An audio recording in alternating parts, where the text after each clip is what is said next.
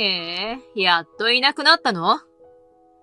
父が病気で亡くなり葬儀の連絡をすると、義母は私にニヤッと笑って言い放った。え？それ、どういう意味ですか？だってそうだろ？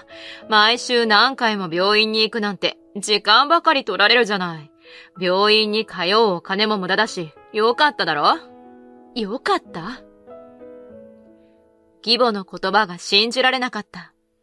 親が亡くなった人に対してよかったなんて声をかけるとは、義母に人の心はあるのだろうか。そうそう。葬儀だけど私は行かないからね。え？どうしてですか？そりゃあ金がもったいないからさ。他人に払う香典なんてないよ。鼻で笑うように言う義母に、私はもう限界だった。父のことをないがしろにする義母の顔など、もう見たくもない。私はこの義母の態度を夫にぶつけ、義母との絶縁宣言をするのだった。私は千尋、インテリアデザイナーをしている。夫の真治は大手不動産会社である S 不動産で働いており、私が S 不動産の取り扱うマンションのインテリアデザインを担当したことがきっかけで出会った。周りのことをよく見てサポートする姿は頼もしく、話せば穏やかな口調で一緒にいて気が楽だった。何度か仕事終わりに食事に行くようになり、それから交際に発展していった。真治は本当に穏やかな性格で、喧嘩することは一度もなかった。交際から5年になる冬の日、真治がプロポーズをしてくれて、私たちは結婚した。そして、お互いの親に挨拶も済ませ、結婚後の生活について話し合っている時だった。俺の実家で暮らしてほしいんだ。真治は少し申し訳なさそうに言い出す。同居ってこと？そう。母さんは一人暮らしだろ？これから年を取っていくと大変だと思うし、同居したいんだけど、どうかな？兄弟もいないし、俺が面倒見るしかないと思うんだ。義父は真治が就職してすぐに亡くなったらしく、現在義母は一人暮らしをしている。真治は一人っ子なので、いずれ義母の面倒を見るのは私たちだろうと覚悟をしていた。もちろんいいよ。お母さんさえ良ければ同居しようか。本当？ありがとう。そして、私は義母と同居することになった。しかし、そこで問題になったのは私の仕事だった。義実家から職場までは遠く、毎日通うことは難しかった。そのため、上司に相談し、在宅ワークへ変更してもらい、自宅で仕事を行うことにした。義実家は義母しかいないため、部屋がたくさん余っており、仕事部屋まで作ってもらえた。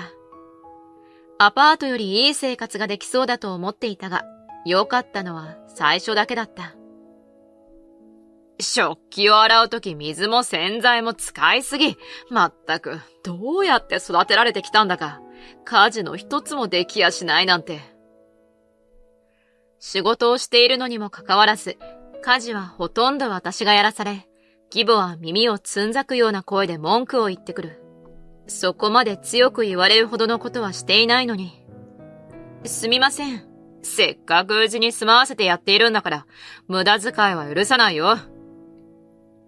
義母は異常なくらいケチな人で、私は心の中で不満を言いながら黙って家事をするしかなかった。嫁なんだから家事をするのは当たり前。そう義母に言われ、こき使われる毎日。義母の一言一言が私のストレスを溜めていった。私の心は疲弊していくばかり。この状況を抜け出すためにも、帰宅した夫に義母のことを相談してみることにした。しかし、夫は困ったように眉尻を下げるだけだった。母さんは昔から倹約家なんだよ。倹約家なのは素敵なことだけど、洗剤の量までまじまじと見られて指摘されるとやりづらいの。そうだよね。千尋のやり方が自分と違ったりすると気になるんじゃない？でも、そこまで強く言わなくてもいいと思うんだけど。母さんは言葉がきついから、怒っているわけではないと思うんだけど。シンジは話を聞くだけで全く取り合ってくれなかった。どうやら義母には逆らえないようで、いつも義母の言うことに素直にうなずいている。相談しても無駄かと思うと、私の口からはため息ばかりが漏れる。そんなある日のこと、母から急に電話があり、父が腎臓を悪くしたと聞かされた。これから透析が必要になるみたいなの。週に3回も病院に行かなければいけなくなるんだけど、一人で行くのは大変だから付き添ってほしいって言われてね。透析ができる病院までバスで行くのは大変じゃない？そうなの。乗り換えも必要だし、毎回タクシーを使っていたら料金が大変なことにもなるでしょ？私も膝が痛くてどうしようか迷っているの。それなら、私が車を買って送り迎えすればいいんじゃない？車を買えるくらい貯金もあるし。免許は持っているが必要性を感じなかったので、車は持っていなかった。車があれば買い物も便利になるし、通院以外にも使える。母から電話が来た次の日、私は早速カーディーラーに行くことにした。家を出る前、私はトイレに行ってから出かけようと、通帳と印鑑をリビングのテーブルに置いてその場を離れた。しかし、トイレから戻ると、そこには通帳と印鑑がなくなっていたのだ。確か、ここに置いたはず。焦って周りを探したが落ちていない。引き出しの中や寝室、仕事部屋、すべて探し回ったが一向に見つからない。時間も経ち、通帳をなくしてから1時間が経った。不意に義母が玄関から入ってくる。いつの間に外出していたのだろうと不思議に思いながらも声をかけた。お母さんすみません。ここに置いてあった通帳知りませんか？ああ、ちょっとお金に困ってたから少し借りたよ。借りた？勝手にですか？家族なんだからそれぐらいいいだろ。それとも姑が困っているのに見捨てるのかい？なんて薄情な嫁なんだい。そういうわけでは。でも、一言言ってくれればいいじゃないですか。それはあんたがどっかに行っていなかったんだから仕方ないだろ。義母の非常識な行動に愕然としたが、義母から返された通帳を見て、私はもっと衝撃を受けた。残金20万円？さっきまで300万円近くありましたよね。仕方ないじゃないか。急に入りようができたんだよ。だからって勝手に人のお金を200万円以上使うなんて、せっかく車を買おうとしてたのにこれじゃ買えないですよ。私の言葉に義母は眉を潜める。車だって？そんな贅沢品必要ない。父親の通院に使うんです。透析で週3回も病院に行かないといけないんですよ。そんなのバスで行けばいいだろ。それが大変だから車が必要だったんです。そんなの私の知ったことじゃないね。義母の身勝手な言葉には呆れて何も言えなかった。いくら家族とはいえ、無断で通帳を持ち出して使うなんて許される行為ではない。その日も帰宅したシンジに義母の行動を訴えた。嫁の立場である私では、もうこれ以上どうすることもできない。息子であるシンジから義母に話をしてもらうことにした。母さん、夜遅くにごめん。今日さ、勝手に千尋の金を奪ったって聞いたんだけど。奪った？人聞きの悪いこと言わないでちょうだい。そのうち返すって言っているじゃない。私のことを悪者扱いするんじゃないよ。でも千尋は病気のお父さんのために車を買おうとしていたって。母さんが勝手に金を使ったせいで車が買えなくなったって聞いたよ。だからバスを使えばいいだろ。バスは大変なんだって。そんなに言うならシンジが買ってやればいいだろ。義母の言葉にシンジはうつむいて黙ってしまう。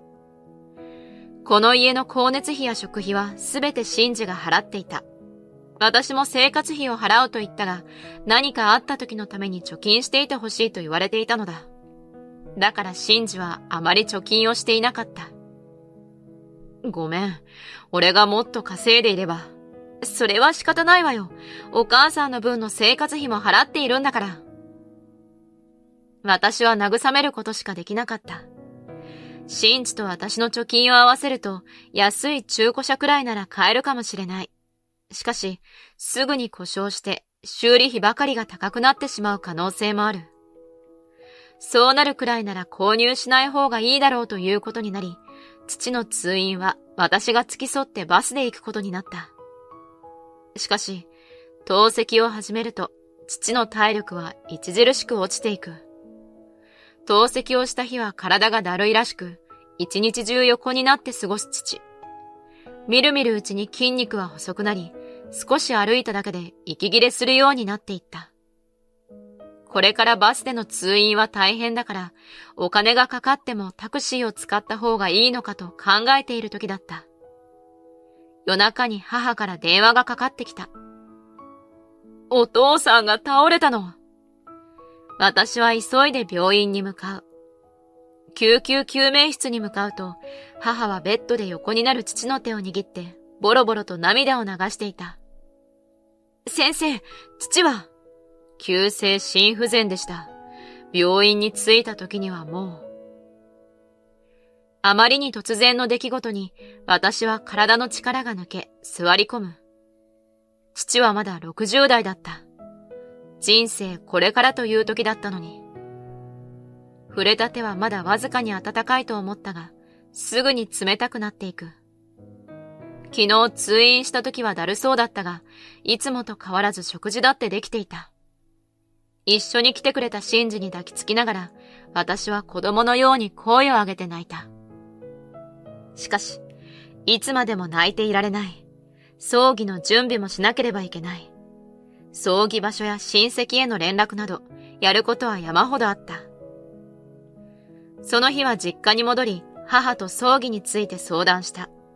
そして、一段落してから義実家に戻り、義母に父のことを説明すると、予想外の反応が返ってきた。へえ、やっといなくなったの？え？それ、どういう意味ですか？だってそうだろ？毎週何回も病院に行くなんて、時間ばかり取られるじゃない。病院に通うお金も無駄だし、よかっただろ？よかった？義母の言葉が信じられなかった。親が亡くなった人に対してよかったなんて声をかけるとは、義母に人の心はあるのだろうか。そうそう、葬儀だけど、私は行かないからね。え？どうしてですか？そりゃあ金がもったいないからさ、他人に払う香典なんてないよ。鼻で笑うように言う義母が同じ人間には思えなかった。たかが数万の香典を払いたくないから、嫁の父親の葬儀には出席しないなんて信じられない。私の中で何かが切れる音がする。これ以上お母さんと一緒に暮らしていけないわ。勝手に人の金を使うだけじゃなく、香典をケチるために父の葬儀に欠席するなんて、もう今後一切関わりたくない。シンジに感情のまま義母と絶縁したいと訴えた。もう無理。今まで必死に耐えてきたわ。嫌味を言われても、勝手にお金を使われても黙っていたけど、もう我慢できない。父が亡くなったっていうのにヘラヘラ笑って。夫は黙ってうつむいたまま私の話を聞く。申し訳ないけど、もうお母さんの顔すら見たくない。私、家を出ていくから。お母さんとは縁を切らせてもらいます。そう私が言ったとき、シンジが顔を上げて話し始める。今まで母さんの横暴に付き合わせてしまって本当に申し訳ない。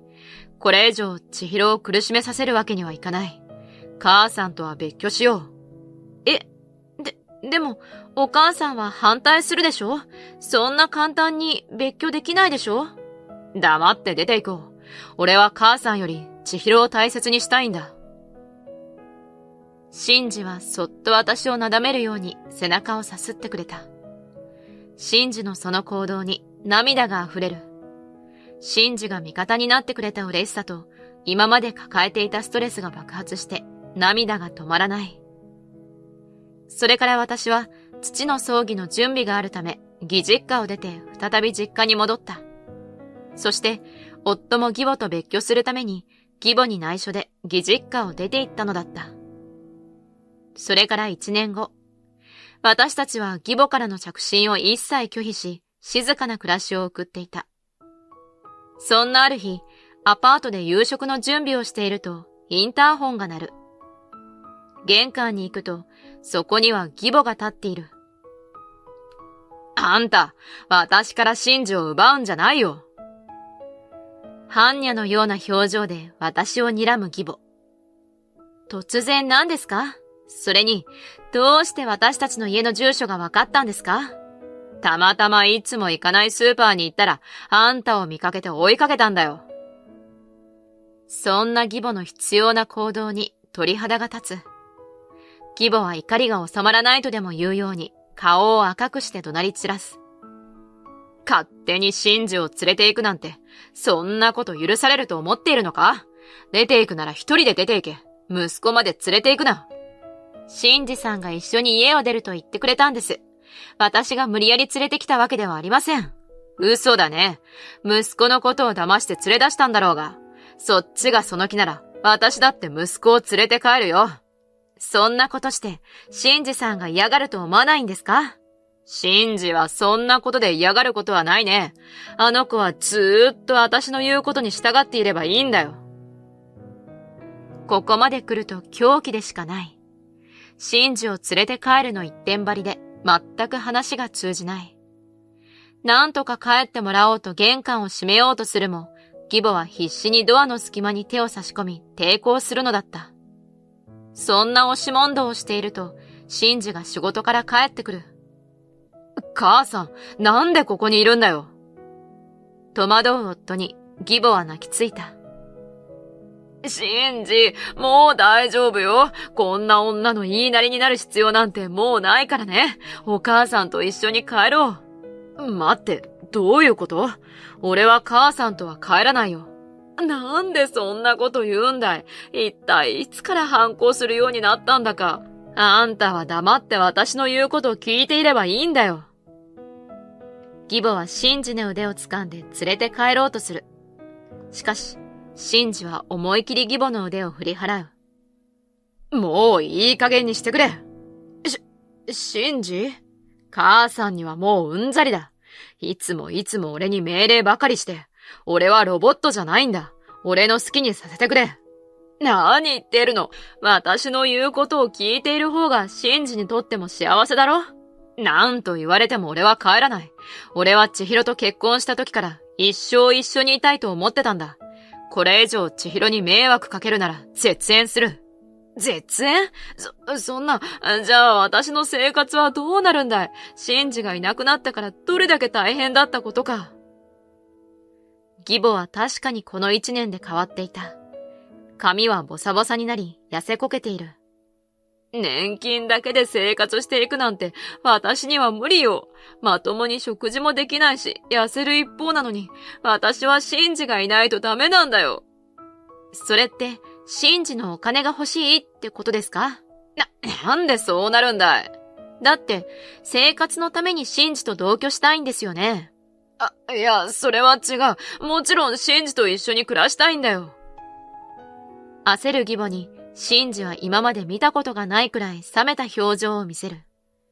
真珠の様子に気がついた義母も顔を真っ青にして口をつぐむ。